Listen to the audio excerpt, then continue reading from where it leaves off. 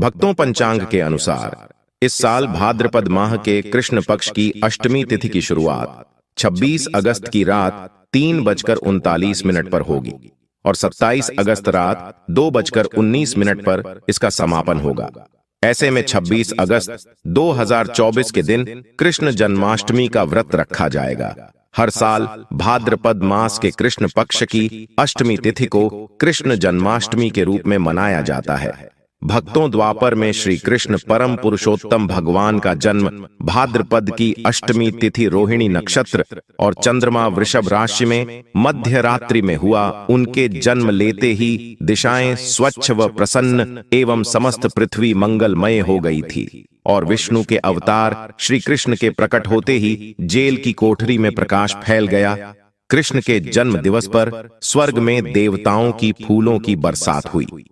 भक्तों, जन्माष्टमी व्रत का महत्व। शास्त्रों में जन्माष्टमी के व्रत को 1000 एकादशी व्रत के समान माना गया है और 100 बार गंगा स्नान करने का जो पुण्य मिलता है मात्र जन्माष्टमी का व्रत करने से प्राप्त हो जाता है। और भक्तों, जाप का अनंत गुना फल देने वाला जन्माष्टमी के दिन ध्यान जाप और रात्रि जागरण का विशेष महत्व है। इसलिए जन्माष्टमी की रात में जागरण करके भगवान के भजन कीर्तन अवश्य करना चाहिए। मित्रों, भविष्य पुराण में इस व्रत के संदर्भ में उल्लेख है कि जिस घर में यह कृष्ण जन्माष्टमी का व्रत किया जाता है वहां अकाल मृत्यु, गर्भपात, किसी भी मां के बच्चे गर्भ में नहीं मरते, गर्भ ठहरता है, वैधव्य, दुर्भाग्य तथा कलह नहीं होती। जो एक बार भी इस व्रत को करता है उसे श्री कृष्ण का आशीर्वाद प्राप्त होता है। वह प्राणी संसार के सभी सुखों को भोग कर विष्णु लोक में निवास करता है। भक्तों, अब बात कर लेते हैं जन्माष्टमी पूजन विधि की। हिंदू धर्म में भगवान श्री कृष्ण की पूजा सभी संकटों से निकालकर सुख, समृद्धि और सौभाग्य का वरदान देने वाली मानी गई है। जन्माष्टमी के दिन प्रातः जल्दी उठकर स्नान आदि से निवृत्त होकर स्वच्छ वस्त्र धारण करें। इसके बाद पूर्व या उत्तर की ओर मुख करके व्रत का संकल्प लें। अगर नॉर्थ ईस्ट में भगवान कृष्ण को लगाया जाए तो आप अपने जीवन में धर्म युद्ध में खड़े हैं, कर्म क्षेत्र में खड़े हैं, तो वहां आपकी जीत सुनिश्चित है और आपकी जितनी भी परेशानियां हैं उन्हें कन्हैया दूर कर देते हैं। माता देवकी और भगवान श्री कृष्ण की मूर्ति या चित्र पालने में स्थापित करें। और भक्तों, पूजन में देवकी वासुदेव, बलदेव, नंद, यशोदा आदि देवताओं के नाम जपे। रात्रि में 12 बजे के बाद श्री कृष्ण का जन्मोत्सव मनाए। भक्तों, जन्माष्टमी पर कृष्ण कन्हैया को पीले चंदन या फिर केसर का तिलक जरूर लगाएं। साथ ही साथ उन्हें मोर का मुकुट और बांसुरी जरूर अर्पित करें।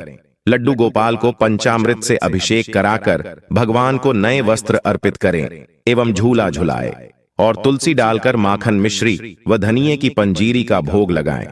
तत्पश्चात आरती करके प्रसाद को वितरित करें। भक्तों, कृष्ण जन्माष्टमी कब है? पंचांग के अनुसार इस साल भाद्रपद माह के कृष्ण पक्ष की अष्टमी तिथि की शुरुआत 26 अगस्त की रात 3:39 पर होगी और 27 अगस्त रात 2:19 पर इसका समापन होगा। ऐसे में 26 अगस्त 2024 के दिन कृष्ण जन्माष्टमी का व्रत रखा जाएगा। कृष्ण जन्माष्टमी की पूजा मध्य रात्रि की जाती है, इसलिए इस साल भगवान श्री कृष्ण का जन्मोत्सव 26 अगस्त 2024 सोमवार को मनाया जाएगा। भक्तों, चलिए जानते हैं जन्माष्टमी पर श्री कृष्ण की जन्म कथा। मित्रों, जन्माष्टमी की यह कथा चुपके से भी सुनने से समस्त तकलीफें, बीमारियां सब समाप्त हो जाती हैं और पितृदोष, मंगल दोष, काल सर्प दोष, शनि दोष तुरंत ठीक हो जाते हैं। और भक्तों, इस कथा को बीच में नहीं छोड़ी जाती, इसीलिए इस कथा को बीच में न छोड़ें, पूरी अवश्य सुनें। भक्तों, पौराणिक कथाओं के अनुसार भाद्रपद माह कृष्ण पक्ष की अष्टमी तिथि को भगवान कृष्ण ने माता देवकी की 8वीं संतान के रूप में जन्म लिया था और कृष्ण जी का जन्म मथुरा में कंस के कारागार में हुआ था। तब माता देवकी राजा कंस की बहन थी। कंस को सत्ता का लालच था। उसने अपने पिता राजा उग्रसेन की राजगद्दी छीनकर उन्हें जेल में बंद कर दिया था और स्वयं को मथुरा का राजा घोषित कर दिया था। राजा कंस अपनी बहन देवकी से बहुत प्रेम करते थे। उन्होंने अपनी बहन का विवाह वासुदेव से कराया था, लेकिन जब वह मां देवकी को विदा कर रहा था तभी एक आकाशवाणी हुई कि देवकी का 8वां पुत्र कंस की मौत का कारण बनेगा। यह सुनकर कंस डर गया। उसने तुरंत अपनी बहन और उनके पति वासुदेव को जेल में बंद कर दिया और उनके आसपास सैनिक और पहरेदारी लगा दी। कंस अपनी मौत के डर से देवकी और वासुदेव के 7 संतानों को मार चुका था। कृष्ण जी का जन्म इसके बाद भाद्रपद माह कृष्ण पक्ष की अष्टमी तिथि को रोहिणी नक्षत्र अंधेरी रात में भगवान कृष्ण ने देवकी की 8वीं संतान के रूप में जन्म लिया। श्री कृष्ण के जन्म लेते ही कोठरी प्रकाश में हो गई और आकाशवाणी हुई कि विष्णु जी ने कृष्ण जी के अवतार में देवकी के यहां जन्म लिया है। उन्हें गोकुल में बाबा नंद के पास छोड़ आए और उनके घर एक कन्या जन्मी है, उसे मथुरा लाकर कंस को सौंप दे। आकाशवाणी सुनते ही वासुदेव के हाथों की बेड़ियां खुल गई। सभी पहरेदार सोने लगे।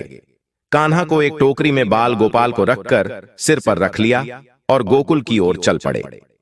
कान्हा को गोकुल धाम ले जाने में वासुदेव को कई मुसीबतों का सामना करना पड़ा। यमुना नदी कृष्ण जी के चरणों को स्पर्श करने के लिए उफान पर आ गए, लेकिन चरण स्पर्श के बाद वो फिर से शांत पड़ गए और बाल गोपाल को बाबा नंद के पास छोड़ आए और गोकुल से कन्या को लेकर वापस लौट आए और जेल अपने आप बंद हो गया और उनके हाथों में हथकड़ी लग गई। तब भक्तों, कन्या के रोने की आवाज सुनते ही सभी पहरेदार उठकर कंस को बताया। तब कंस बंदी गृह आया। वो कन्या को देवकी और वासुदेव की 8वीं कन्या समझ उसे मारने चला, लेकिन वो आकाश में उड़ गई और फिर से आकाशवाणी हुई कि कंस को मारने वाला अब इस दुनिया में पैदा हो चुका है। बाबा नंद और उनकी पत्नी मां यशोदा ने कृष्ण जी का पालन पोषण किया। राजा कंस ने कृष्ण जी का पता लगाकर उन्हें मारने की खूब कोशिश की, लेकिन कंस की सारी कोशिशें विफल हुईं और कृष्ण जी को कोई मार नहीं सका। अंत में श्री कृष्ण ने कंस का वध किया, राजा उग्रसेन को फिर मथुरा की राजगद्दी सौंप दी।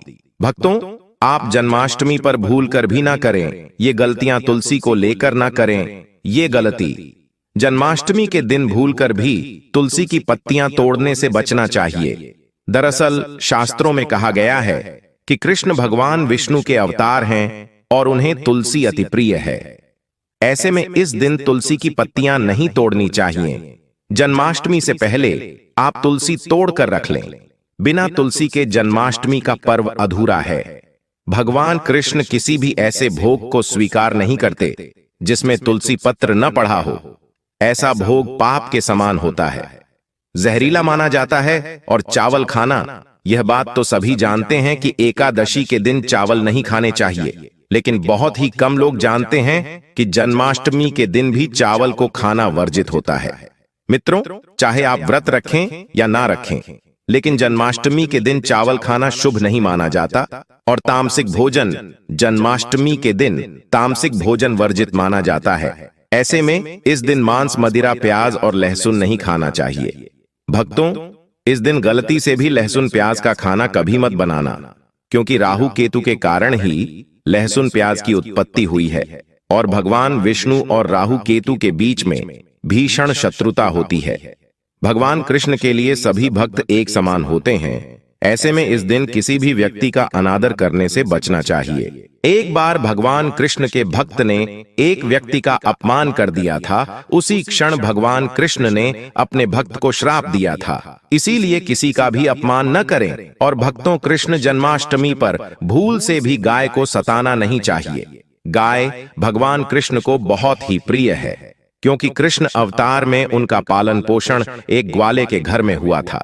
ऐसे में जन्माष्टमी के दिन किसी भी गाय और बछड़े को भूलकर भी नहीं सताना चाहिए। भगवान कृष्ण गाय को सबसे प्रिय मानते हैं, गाय माता को सबसे ज्यादा प्यार करते हैं। इसीलिए गाय को इस दिन रोटी, फल वगैरह मिठाई अवश्य खिलाएं। और दोस्तों, जन्माष्टमी के दिन केवल सात्विक खाना खाएं। जन्माष्टमी व्रत में दूध और दही जरूरी है। व्रत के दौरान ताजे फलों के शेक, लस्सी, छाछ या दूध का सेवन कर सकते हैं और नारियल पानी पी सकते हैं। जन्माष्टमी के दिन पेड़ों को काटना भी अशुभ माना जाता है।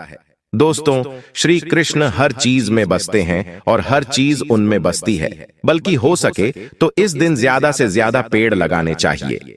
इससे घर और परिवार में सुख और शांति बनी रहती है। भगवान कृष्ण सदा पीपल के वृक्ष में रहते हैं। पीपल वृक्ष पर जन्माष्टमी पर जल अवश्य अर्पित करें, इससे वह प्रसन्न जल्दी होते हैं। भक्तों, जन्माष्टमी के दिन ब्रह्मचर्य का पालन करना अनिवार्य होता है। इस दिन पूरे पवित्र मन से भगवान की पूजा करनी चाहिए। कम से कम इस दिन पत्नी से दूर रहना चाहिए। जो पति पत्नी जन्माष्टमी पर एक दूसरे से दूर रहते और संयम और नियम का पालन करते हैं तो उन्हें एक सुशील और सुंदर पुत्र की प्राप्ति होती है। और ऐसे बालक का मुख भगवान कृष्ण की तरह होता है और शरीर भगवान कृष्ण की तरह कोमल होता है। भक्तों, जो लोग इस दिन व्रत रखते हैं तो उन्हें रात में 12 बजे से पहले अपना व्रत नहीं खोलना चाहिए। उससे पहले व्रत खोलने से पूजा का फल नहीं मिलता है और व्रत भी अधूरा माना जाता है। भक्तों, आप जन्माष्टमी पर करें इन मंत्रों का जाप। भगवान कृष्ण की कृपा से आपकी समस्त गरीबी दूर हो जाएगी। आप धनवान हो जाएंगे, मालामाल हो जाएंगे। आपके घर में राधा रानी की कृपा बरसेगी और माता लक्ष्मी की कृपा बरसेगी। मित्रों, श्री कृष्ण मंत्र क्रीम कृष्णाय नमः भगवान श्री कृष्ण के इस मंत्र का जाप करने से धन धान्य की प्राप्ति होती है। ऐसे में जन्माष्टमी के विशेष अवसर पर इस मंत्र का जाप करने से साधक को शुभ फलों की प्राप्ति होती है। हरे कृष्णा कृष्णा कृष्णा हरे हरे, हरे राम राम हरे हरे करने से भगवान कृष्ण के कान खड़े हो जाते हैं। वह भक्त की पुकार अवश्य सुनते हैं। कम से कम इसका जाप 21 बार अवश्य करें या फिर 108 बार भी आप जाप कर सकते हैं। बहुत ही शुभ माना जाता है। भक्तों, जन्माष्टमी पर जो स्त्री भगवान लड्डू गोपाल को झूला झुलाती है उसे अनंत काल तक बांझपन का सामना नहीं करना पड़ता है। भगवान लड्डू गोपाल की कृपा से ऐसी स्त्री को सुंदर पुत्र की प्राप्ति होती है। मित्रों, जन्माष्टमी पर मोर पंख अवश्य लाएं और मंदिर में स्थापित करें और भगवान कृष्ण की बंसी जन्माष्टमी पर अवश्य लेकर आए। अगर आप व्रत रख रहे हैं तो भगवान लड्डू गोपाल के खिलौने आदि जरूर लेकर आना चाहिए, इसे लाना मत भूलना। और जन्माष्टमी पर कौड़ियां आप ला सकते हैं, भगवान कृष्ण की स्थापना कर सकते हैं।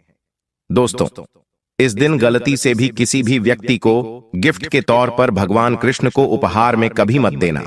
इससे घर की लक्ष्मी रुष्ट हो सकती है। और जन्माष्टमी पर सोने चांदी तांबा पीतल की खरीदारी आप कर सकते हैं, बहुत शुभ माना जाता है।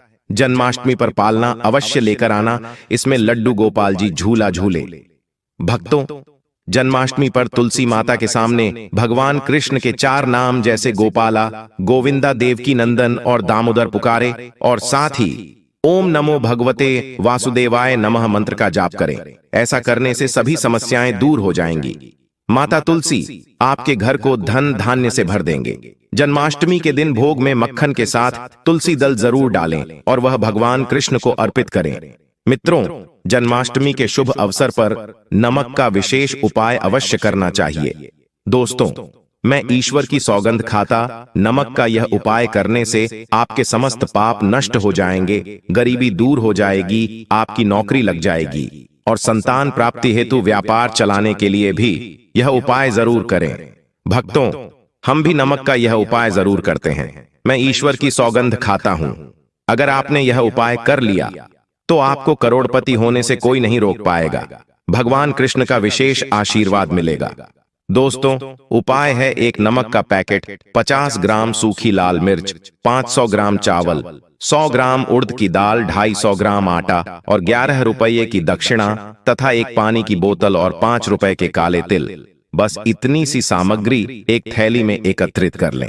भक्तों, उसके बाद किसी भी गरीब बुजुर्ग या गरीब महिला को चुपके से दान दे दें और पीछे मुड़कर न देखें, घर को वापस चले आए। भक्तों, आप यकीन मानो, गुरु परंपरा से प्राप्त यह माह उपाय आपकी काया पलट कर रख देगा। आपकी दिन दुगनी रात चौगुनी तरक्की करेंगे। भक्तों, ये उपाय हम भी जरूर करते हैं। पौराणिक पुस्तक और शास्त्रों में लिखा उपाय आज हम आपको बता रहे हैं। यह उपाय जन्माष्टमी के दिन जरूर करें। मैं ईश्वर की सौगंध खाता हो, आपका भाग्य उदय हो जाएगा। दोस्तों, ये उपाय में हर जन्माष्टमी के दिन जरूर करना चाहिए। अब भक्तों, बात कर लेते हैं कृष्ण जन्माष्टमी पर लड्डू गोपाल की पूजा कैसे करें। भगवान श्री कृष्ण के जन्म के बाद प्रभु का अभिषेक किया जाता है। खीरे से बाहर निकालने के बाद लड्डू गोपाल का कच्चे दूध, दही, घी, शहद और गंगा जल से अभिषेक करें। इसके बाद किसी साफ कपड़े से भगवान प्रभु की मूर्ति को पहुंचे और उन्हें वस्त्र पहनाएं। अब प्रभु का आभूषणों से श्रृंगार करें और इन्हें मुकुट पहनाएं। हाथों में बांसुरी पकड़ाएं, कानों में कुंडल, पैरों में पायल और गले में माला पहनाएं। इसके बाद भक्तों प्रभु पर पीले रंग के पुष्प चढ़ाएं और पीला चंदन लगाएं। अब प्रभु को अक्षत इत्र और फल चढ़ाएं। इसके बाद धूप और घी के दीपक से प्रभु की आरती पूरी श्रद्धा के साथ करें। कान्हा जी को माखन बेहद पसंद है, इसलिए लड्डू गोपाल को माखन मिश्री या मेवे की खीर का भोग लगाएं। अंत में क्षमा प्रार्थना करें और कृष्ण भगवान के मंत्रों का जाप भी कर सकते हैं।